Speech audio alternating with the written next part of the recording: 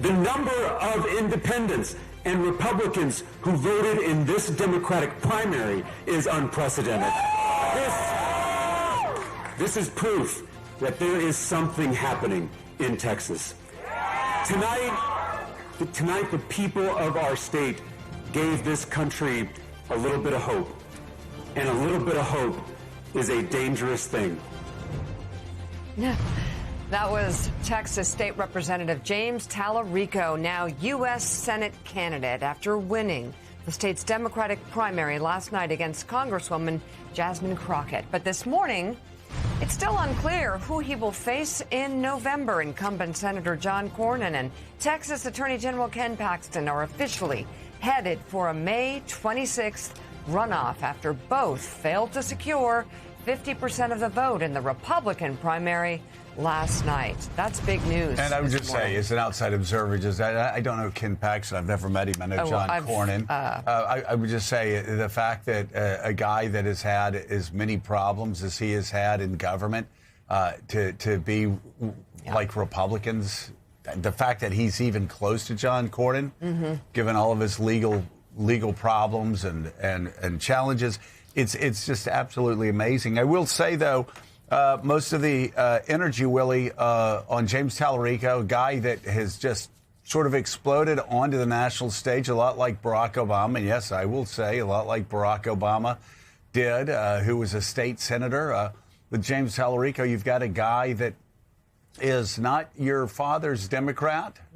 He quotes the Bible an awful lot. He uses it to not preach hatred and division. He uses it to preach inclusion.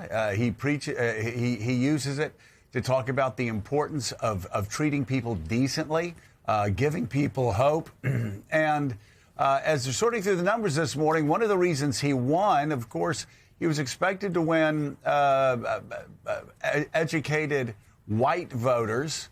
The question was, how would he do with Hispanics and his populist rhetoric? Which wasn't radical populist rhetoric. It was, hey, there is a class war, and it's the billionaires that are winning that class war. But also talking about his faith really resonated in the Hispanic communities across the state of Texas, and that probably was the deciding thing last night in an extraordinarily important race. And if Ken Paxton does win the Republican primary, expect Democrats to pour a ton of money into this race. It will be one of the great marquee races to see whether Texas stops being fool's gold for Democrats. And finally, you have a Democrat winning statewide for the first time in decades there. Yeah, it has been fool's gold for a long time. Everyone talks in the Democratic Party about flipping Texas, and it just doesn't happen. It remains a red state, except this candidate, James Talarico, who, as you say, comes along, leads with his faith, speaks fluently on the issues, wins over people like Joe Rogan, goes into places that Democrats haven't always been great. And he ran a great campaign. And Jasmine Crockett has not yet conceded because of some irregularities, some problems they had in the vote in Dallas. But even with that, Talarico will hold on to win. He has declared victory. So you have James Talarico going up against, we will see, because now we get 2.5 more months on the Republican side in this runoff between Cornyn and Paxton. As you said, Paxton, who has made a virtue of just being at Donald Trump's side through everything, has many, many personal problems. He has many, many legal problems. He has problems in government. He was there helping Donald Trump attempt to overturn the 2020 election. So he was relying on his fealty to Donald Trump to carry the day. Did not quite get him there last night. So now we get a runoff. John Lemire. That will be fascinating. Tons more money going to be spent there. It'll be interesting to see now whether Donald Trump, he has not backed anyone in this race. If now he looks and says, OK, I'm going to listen to John Thune. I'm going to listen to Senate Democrats and get behind John Cornyn. Or does the loyalty of Ken Paxton win the day and earn his endorsement to then go on, take on Talarico in what really should be a competitive race in Texas? Yeah, on that point first, I was talking to some people close to the president yesterday about this decision and what will come. And I think we may learn sooner than later. There's two camps here. There's certainly those. I mean, Trump himself is fond of Paxton. They're more ideologically aligned. He appreciates Paxton's loyalty. But there's going to be a lot of pressure from the Senate itself, Majority Leader Thune, and some in the West Wing, in the White House political operations, to get behind Cornyn and get behind Cornyn soon, because it's the idea of trying to hang on to the Senate. And there's a sense here. I mean, Democrats are openly rooting for Ken Paxton. Yeah. They feel like they would have a much better shot to beat him in November than Cornyn, the incumbent.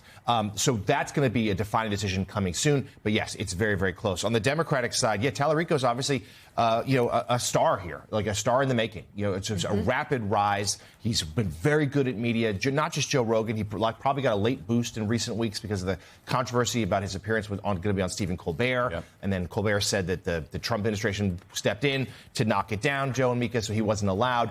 So Texas has been, as you just said, it's been the white whale. I mean, Democrats keep thinking they can get there. This, though, seems to be a path for as close as they'll come, particularly if, as we see right now, there's so much enthusiasm on the Democratic side nationally, not nearly as much for Republicans. Well, John, and I'm so glad that you brought up what happened with Colbert. Here's yet another example. I swear, I just wish these Republicans weren't so stupid.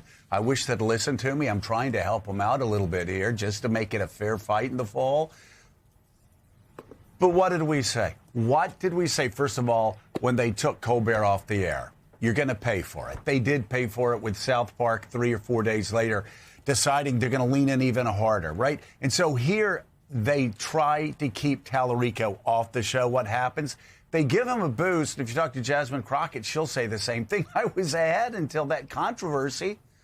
So the very person they were trying to defeat, the very person whose message scared them, is the very person who they helped win this race. This just keeps happening over and over. They think they can game the system. They think that somehow they're going to be able to win. In the end, voters have the final say. To that point, though, I do want to bring up one thing that happened last night before we move on. And I had a lot of Democrats that are campaign veterans, have been in campaigns over the past 20 years, reaching out to me last night saying, look what's happening in Texas right now. They've changed where people vote. There's a lot of confusion. A judge said, OK, we're going to give you a 2-hour extension, and so you can go vote in those 2 hours so nobody will be disenfranchised because of a change of polling places. Then the Texas Supreme Court steps in and says, no, we're not. If you voted, if you weren't in line at the time prescribed, even if there was confusion, it was the government's part, too bad, your votes aren't going to be counted. So this is a really good trial run for Democrats. This is the sort of thing that the Democratic Party needs to be ready for, because you're going to have Republicans trying time and time again between now. And I'm not talking about voter ID. This is something completely different. They're going to try time and time again to confuse Democratic voters, to try to do whatever they can to stop them from voting. You even have United States senators that are saying, hey, let's have ICE hang out, try to intimidate people from voting. It's really, Mika, it's a good test run. But at the end of the day, Tallarico wins, the person Republicans feared the most, and may possibly, especially if Ken Paxton wins his primary, may set up the Democrats' first decent chance of getting competitive in Texas in decades.